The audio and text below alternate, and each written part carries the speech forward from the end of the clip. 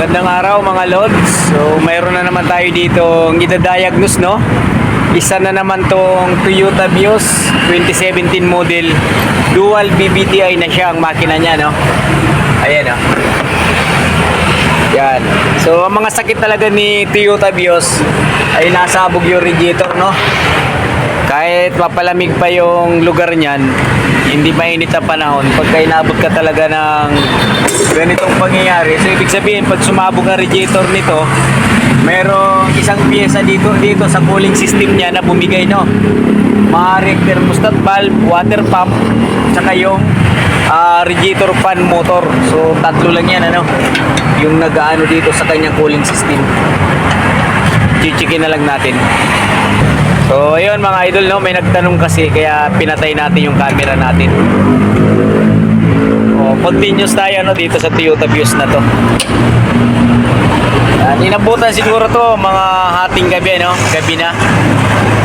Palagay na natin mga 9 or 10 ng gabi. Sumabog tong radiator niya. Ayan, no? Ayan, hindi na tayo bago sa ganito kung ano troubleshoot, no? Kaya magandang araw sa inyong lahat mga lods.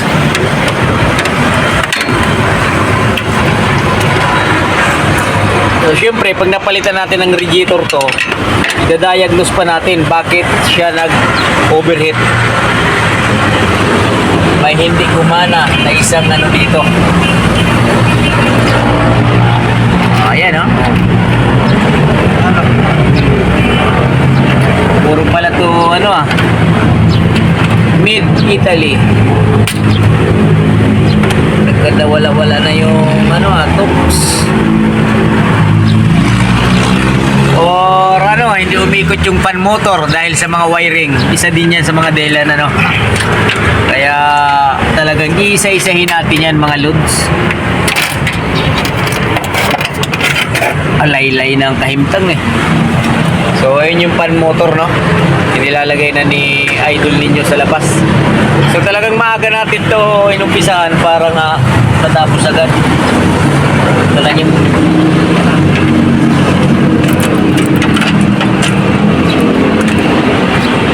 tirahin mo nga ito.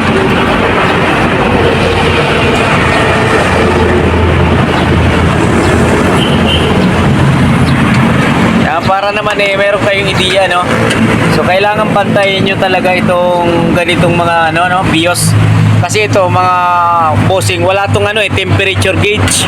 Hindi to kagaya ng unang mga sasakyan na makikita nyo yung temperature nyo parang orasan. Pag yung sumagad ng kalahati, higit pa, ibig sabihin overheat ka na nun. Ito kasi indicator lang siya, no? Sign lang na pag pumula yung tower na parang tower doon sa panel board mo, so yun na, overheat na yun. Kaya yun ang palatandaan nyo. Kaya kailangan laging bantayan nyo yung nito, ulan, pan motor kung umiikot. Talagang itong mga views na ito hindi biro to. So ito, update na lang tayo, no? Yan, tatanggalin na natin ang radiator. Uy, may palaman nyo sa gitna. Iangat mo yung condenser, yan.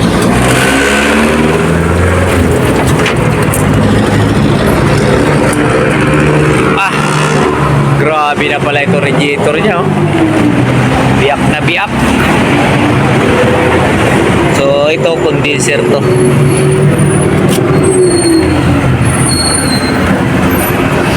Asan ang tux kaya niya? May tux pa yan eh. Wala. Ngayon tanggalin natin. Wala rin, tatanggal din tayo ng alternator eh. Para sa thermostat valve. Yan ang niyan.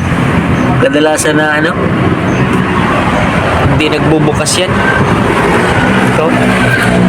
Ito yung thermostat valve niya, no?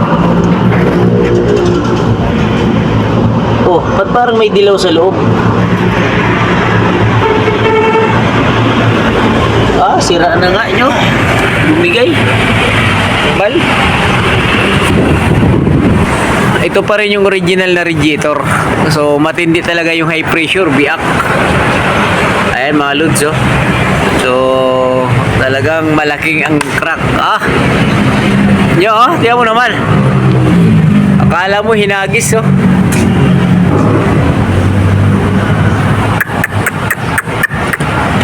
Kaya ang papalitan natin dito, thermostat valve assembly. Tsaka check natin yung fan motor kung umiikot ito. Tapos water pump. So yan yung mga papalitan natin. Laki ng butas. Ayan.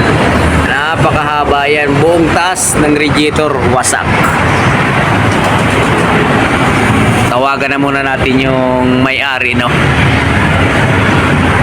Para maano nila na grabe ang inabot nito mga lods na Toyota Vios dual BBTI grabe, oh, tindi ng pagkasabog ng radiator, talagang hati yung ibabaw, oh, kita nyo.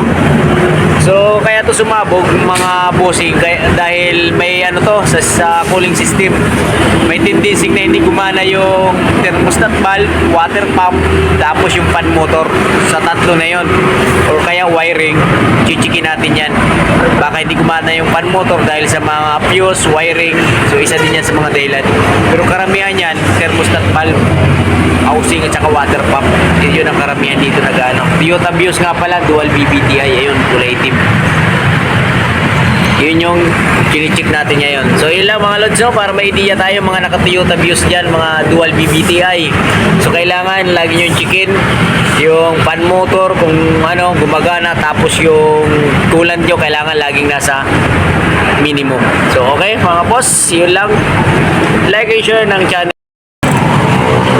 Yan, tatanggalin na natin yung thermostat valve, pero bago matanggal, tatanggalin muna yung alternator na nakaharang. Shoutout nga pala ay Barbie. Yan, tanggal ang belt syempre kasi nakalagay yung belt sa alternator.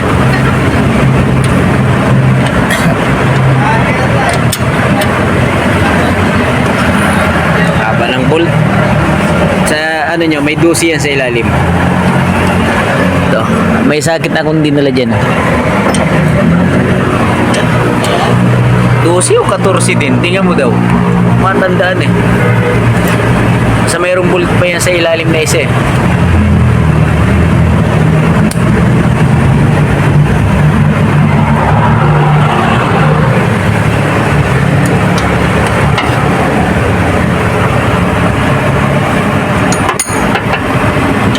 Medyo mahirap din talaga gawin to kasi nga kukuha ka lang ng thermostat, tatanggalin mo pa yung belt saka yung alternator.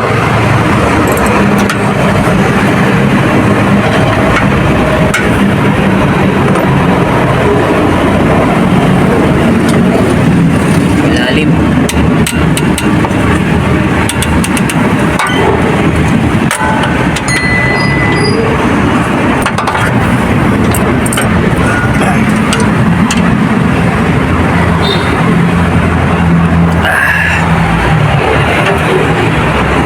Warak na.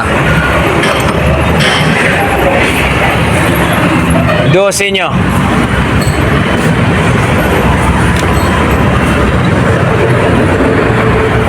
Dosing open.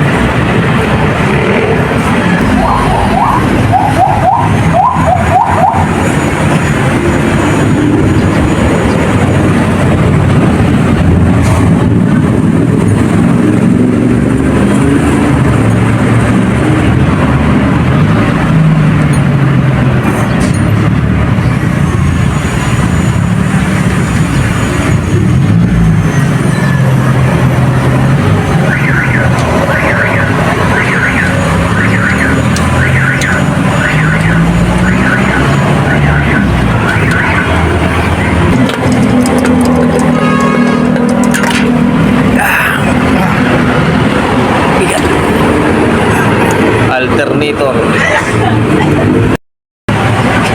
Ito na yung thermostat, talagang hindi pa nga ito napalitan siguro. Napalitan na, iba ng tatak ko.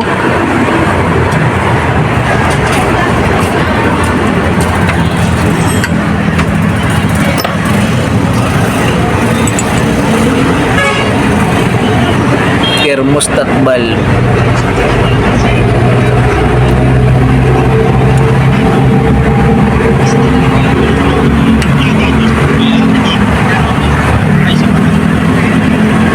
Ayan, ha? Siyete. Siba.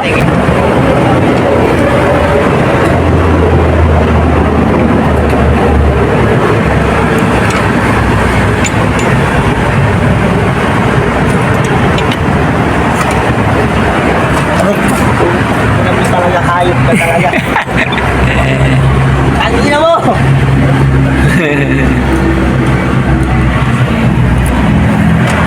Thermostat valve ni Toyota Vios.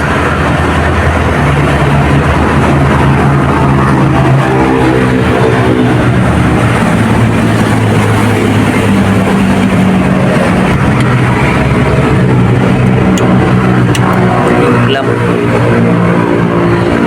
Huwag na nyo. Ihilahin na lang to.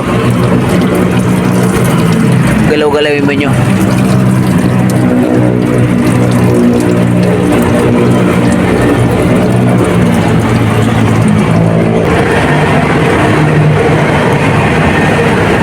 Pag umikot lang yan, tatal na yan.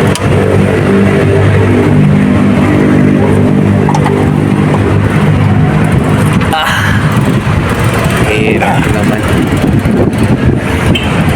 Paano, replacement na ba to? Palitan na? Ito na yun, housing niya. Buong housing. Pero napalitan na rin ata ito dati. Yung water pump kaya, napalitan na kaya yan dati. So ito na yung thermostat valve niya, no? Isa sa mga papalitan natin. Ganyan pa yung mga original, may mga pandikit pa yan. Oh. Bago mo talaga matanggal, katakot-takot na, no? Dapat di na ito nilalagay ng pandikit eh. Sa haba naman ito. Lalagay mo pa yan.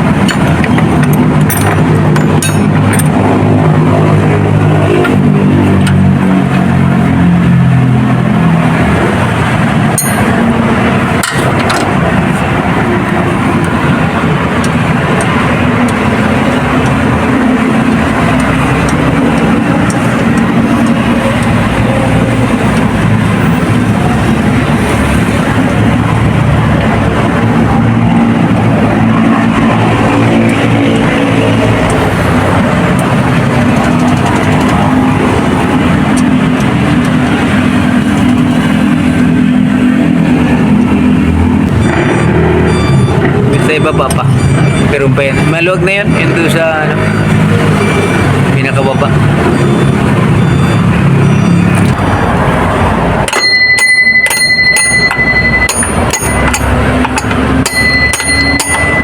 Ano mo yun ang screw?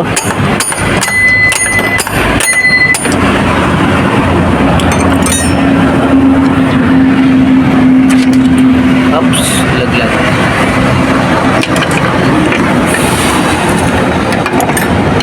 Water pump. Oh, ito kagaya rin to ng isa na chiko. Hindi na gumana, bumara. Parado.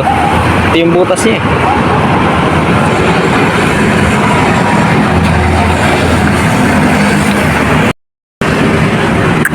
Ayan, bumara oh. Wala namang butas yan dito. May butas yan. Maliit lang.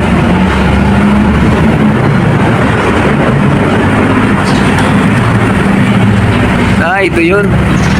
Wala dito. Ayan oh. Wala nakabara.